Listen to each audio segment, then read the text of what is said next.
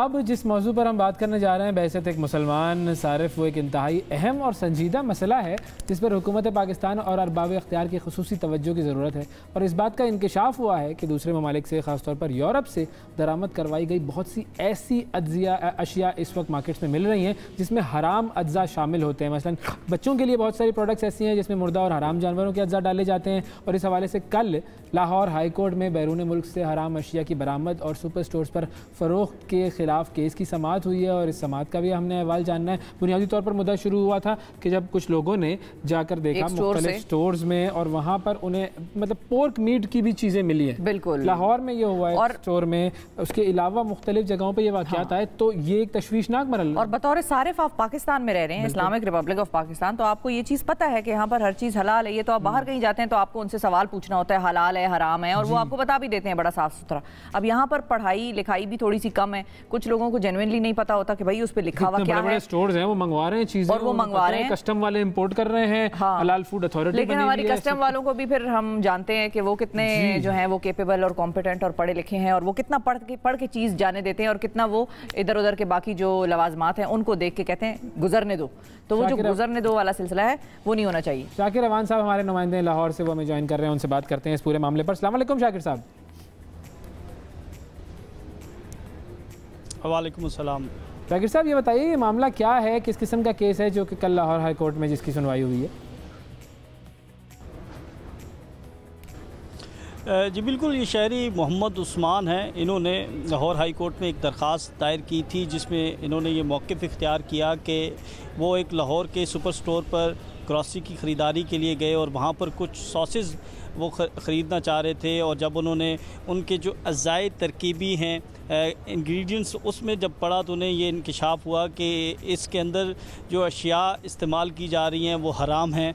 और इस हवाले से फिर उन्होंने जो है वो लाहौर हाई कोर्ट से रजू किया, और लाहौर हाई कोर्ट ने जो है वो गुज़िश्ता रोज़ इस पर समाअत भी की है। जस्टिस तारिक सलीम शेख ने ये समाअत की है, और इस समाअत के दौरान जो है वो अदालत की जानिब से सख्त इजहार बरहमी किया गया, सरजनिश की गई कस्टम हुकाम की। और इसके साथ साथ दौरान समाअत अदालत में ये इंकशाफ हुआ कि पाकिस्तान हलाल अथॉरिटी जो है वो बनाई गई है, लेकिन वो अभी तक फंक्शनल नहीं हो सकी। जो वकला हैं फंक्शनल नहीं हो सकी से मतलब उनका ये कहना है कि अभी तक पाकिस्तान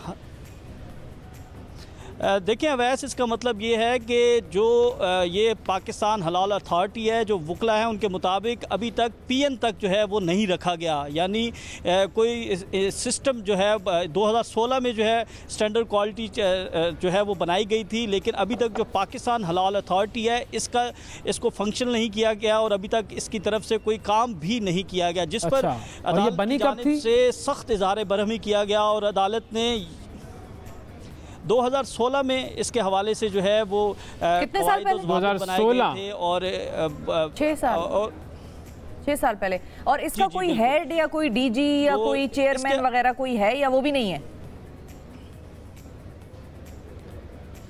जी बिल्कुल सारे हैं, लेकिन ये जो है वो फंक्शनल नहीं है। ये कल अदालत के अंदर जब बात हुई तो इस पर जो है अदालत का सख्त इज़हार बरहमी किया गया। अदालत ने ये कहा कि इस मामले पर अगर मुझे वज़ीर आला पंजाब को तलब करना पड़ा तो मैं तलब करूँगा। ये बहुत ही अहम नौइयत का मामला है। जो कस्टम के वकील थे उससे अदालत ने ये इस्तफसार करते हुए पूछा कि बताएं ये कानून कब आया, इसके हवाले से क्या आगाही दी गई है। तो उन्होंने बताया कि 2016 से ये कानून जो है वो मौजूद है। तो इस पर अदालत ने कहा कि इसके हवाले से लोगों को क्या आगाही दी गई और इस पर अमल दरामद क्या किया गया, जिस पर जो है बिल्कुल खामोशी इख्तियार की गई। तो इसमें मजमूई तौर पर 8 से 10 फरीकैन हैं, जिसमें पाकिस्तान हलाल अथॉरिटी है, पंजाब फूड अथॉरिटी है, लाइव स्टॉक है, और दीगर जो महकमे हैं उनको फरीक बनाया गया। और हर जो फरीक है वो खामोश है। किसी ने ये नहीं बताया कि अब तक क्या कार्रवाइयाँ की गई हैं, जो बैरून ममालिक से जो मुर्दार और हराम अशिया से मुतल्लिक जो है वो चीज़ें दरामद हो रही हैं, उसके हवाले से क्या इक़दामात किए गए। इसके साथ साथ जो पाकिस्तान के बड़े बड़े सुपर स्टोर्स हैं वहाँ पर ये अशिया जो है वो सरेआम फ़रोख्त हो रही हैं, और किसी ने कोई जो है वो चेक नहीं किया। पंजाब फूड अथॉरिटी से जब ये पूछा गया तो उन्होंने ये कहा कि इन चीज़ों पर बैन है। तो अदालत ने ये इस्तफसार किया, जब बैन है तो फिर ये चीज़ें फ़रोख्त कैसे हो रही हैं, कैसे जो है है ये सारा मामला जो है सब हो रहा है और इस पर अदालत ने सख्त इज़हार बरहमी का इजहार किया और आइंदा समात जो अगले जुम्मा को होगी इस पर DG कस्टम को ज़ाती हैसियत में तलब किया। इसके साथ साथ अदालत ने सख्त हदायत दी हैं कि ये बताया जाए कि 2016 से लेकर अब तक क्या क्या इक़दाम किए गए, कौन कौन सी अशिया जो दरामद हुई जिनको बैन किया गया और इसके हवाले से हुकूमत पाकिस्तान ने क्या क्या इक़दाम किए। 18वीं तरमीम के बाद जो है वो ये सारा मामला जो है वो।